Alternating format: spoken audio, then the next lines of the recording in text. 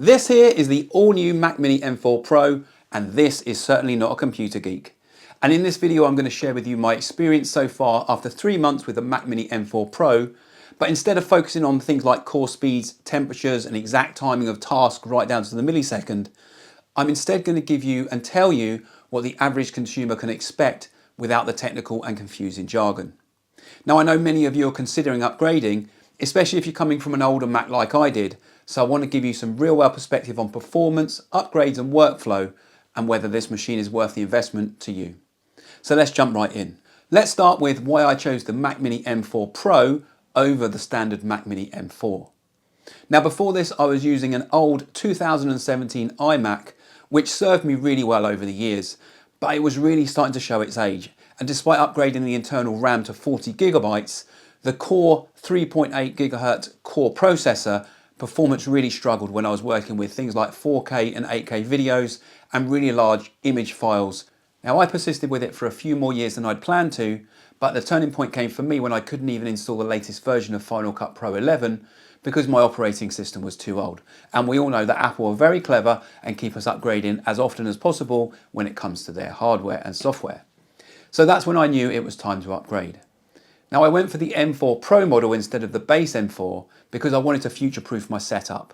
Honestly, right now the standard Mac Mini M4 would probably have been okay for my workflow and my requirements, as it is likely for most people as well. But I wanted to invest in a setup that would future-proof me and serve me for at least 5 more years in the future. Now I'm interested in heavy topics like AI as well as video creation, and also 3D design and printing may also be something that I try to learn in the next few years. Going for the Mac Mini M4 Pro gives me the core performance and power that can grow with me as my requirements and interests change in time. The addition of the Thunderbolt 5 connectivity is great, but realistically there's not a lot of need for it right now, as the cost of any Thunderbolt 5 accessories are extremely expensive still. But with like all technology, this will change in a few years, and I'm sure there will be more affordable accessories like external SSD drives that make use of the lightning fast speeds that Thunderbolt 5 is capable of. For me, it was all about future-proofing myself, but for the moment I'm happy with Thunderbolt 4, and it's more widely available and already fast compared to what I was used to in my old setup. However, I didn't opt for the base M4 Pro model either. I decided to upgrade the memory to 64 gigabytes of RAM from the base 24 gigabytes. I increased the CPU from 12 to 14 core, and I increased the GPU from 16 to 20 core. Lastly, I increased the internal memory from 512 gig to 1 terabyte. This meant that my investment increased from 1,399 British pounds to 2,399 British pounds. Again, right now I know that I don't need all this performance, but I didn't want to regret going for the base model in 2 or 3 years' time, because my interests and projects that I'm working on then may be more taxing on the Mini M4 Pro than what I'm doing now.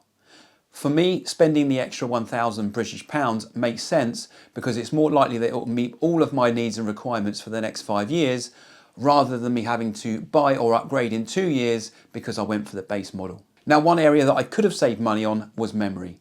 Let's face it, all Apple storage and memory is expensive compared to other storage options available via external drives. For me, the 1 terabyte was a compromise because I'd previously been used to working on the iMac having 2 terabytes of storage. It was an additional 200 British pounds, but for me it made sense. But I would suggest that upgrading to anything more than 1 terabyte of internal memory isn't good value for money, and you'd be wiser investing in a quality external SSD drive and memory. So this leads me on to what other upgrades and accessories did I need to invest in, since the Mac Mini M4 Pro can't actually do much without accessories to go with it. I also purchased the Apple Studio Display, which has a fantastic screen, and the color accuracy for video and photo editing is exceptional. It's got 6 built-in speakers which deliver crisp, room-filling audio with nice levels of bass and treble. I also invested in the CalDigit TS4 hub. Now the Mac Mini M4 Pro does have reasonable levels of connectivity with 2 USB-C ports at the front. We've got 3 Thunderbolt 5 ports at the rear. We've got an HDMI outlet, and we've also got a gigabit Ethernet port as well as a headphone jack. However, it doesn't have any SD card reading slots, and once you've used one of the Thunderbolt connections at the back to connect your screen, you're only really left with a couple. I prefer to not use the USB-C connections at the front if I can help it. So I decided to invest in a high-end Thunderbolt 4 hub. I won't go into detail on it in this video, but I will tell you that it's absolutely superb. I also purchased the Acasis external SSD case, and in there we've got 2 terabytes of Samsung 990 Pro memory, giving me high-speed storage for all the projects that I work on. So in total I spent close to 5,000 British pounds on the entire setup, which I know is a lot of money. But given how fast my workflow is and the fact that this setup's going to last me for the next 5 years, hopefully, for me, it was absolutely worth it. So let's take a look at the design. Now, everything about the Mac Mini M4 Pro looks and feels premium. For the power it packs, it's hard to believe the small size and footprint that it has. It has a well-vented fan at the bottom, which to be honest, I've never heard come on. And even if I've got several power-consuming programs like Photoshop, Lightroom, Final Cut all open and all working on at the same time, I've never noticed the fan come on, and I've also never noticed any heat spots in the casing that the M4 Pro sits in. The Mac Mini M4 Pro looks stylish yet simple and looks great on any desktop. Its small size makes it super portable also, so you could in theory travel with it without it taking up too much space and use it while you're out of the office. When it comes to performance and speed, honestly, I've been absolutely blown away by the speed of this Mac Mini. Everything is just instantaneous. Final Cut Pro performance is just amazing. Importing 8K footage, pretty much instant. Scrubbing through massive timelines that I'm working on for things like YouTube videos, absolutely zero lag. Applying effects, color grading and rendering feels like absolute magic compared to what I was used to on my old iMac. Exporting videos, it used to take anything up to 45 minutes to export on my old machine. Now I can comfortably say without exaggerating that it's done in minutes. Image editing. Now I've got the Canon R5 Mark II and I shoot in RAW, which means that you've got enormous, huge RAW files. Absolutely not a problem for this machine. Instant previews and adjustments in Lightroom and Photoshop, it really is just incredible in terms of the speed that this thing operates at. Even with multiple layers and effects, the Mac Mini handles it all effortlessly. So what can they improve and what did I not like? Now, there are no SD and micro SD card slots on the front.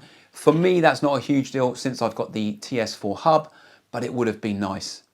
The fingerprint recognition on my Magic Keyboard is sometimes inconsistent. Sometimes the screen just sits frozen until I start actually typing my password.